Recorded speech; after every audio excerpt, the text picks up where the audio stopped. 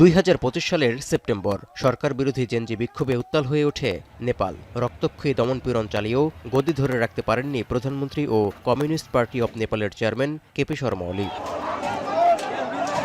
তরুণদের আন্দোলনের মুখে কেপি শর্মা ওলি ক্ষমতাচ্যুত হওয়ার 5 মাস যেতে না যেতেই অন্তর্বর্তী সরকারের প্রধান সুশীলা কার্কির হাত ধরে নেপালে এখন বইছে ভোটের আমেজ। তবে 5 মার্চ হতে যাওয়া নির্বাচন ঘিরে শঙ্কার পাল্লা ঘনীভূত হচ্ছে পুরো নেপালেই। ভোটের লড়াইয়ে ক্ষমতাচ্যুত কেপি শর্মা ওলির প্রত্যাবর্তনের সুযোগে হতাশ তরুণ প্রজন্ম।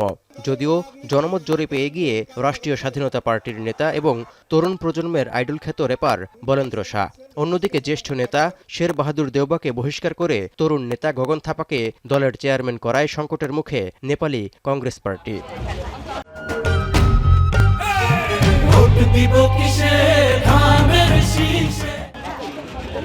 এই অবস্থায় সাধারণ নির্বাচন এগিয়ে আসতেই ভোট কারচুপি, কেন্দ্র দখলসহ প্রতিদ্বন্দ্বী প্রার্থীদের মধ্যে রক্তক্ষয়ী সংঘর্ষ ও দাঙ্গা হাঙ্গামার শঙ্কাও প্রকট হচ্ছে।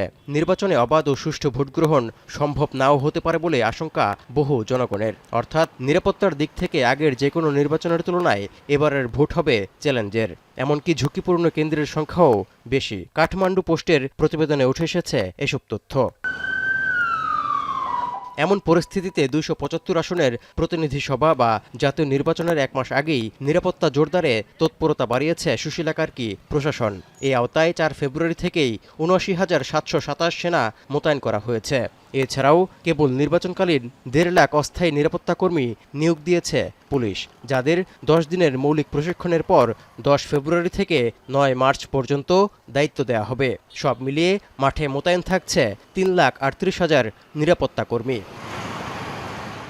এদিকে নেপালের নির্বাচন কমিশনের দেয়া তথ্য বলছে, জেনজি বিক্ষোভের পর নতুন ভোটার হয়েছেন প্রায় 10 লাখ। ফলে গত নির্বাচনের তুলনায় এবার ভোট কেন্দ্রের সংখ্যা 75টি বাড়াতে হয়েছে। আর নেপাল পুলিশের দেয়া তথ্য বলছে, এবার 10,967টি ভোট কেন্দ্রের মধ্যে 2,845টি ছাড়া সবগুলোই ঝুঁকিপূর্ণ। অত্যন্ত ঝুঁকিপূর্ণ তালিকায় রাখা হয়েছে 3,680টি কেন্দ্র। এর মধ্যে বিশেষ করে কোশি এবং মাধ্যপ্রদেশ প্রদেশের নিরাপত্তায় সেনাবাহিনীর কাছ থেকে প্রায় 4,000 অস্ত্র ধার করার পরিকল্পনা আছে পুলিশের। তৌহিদুর রহমান, এখন বিশ্ব।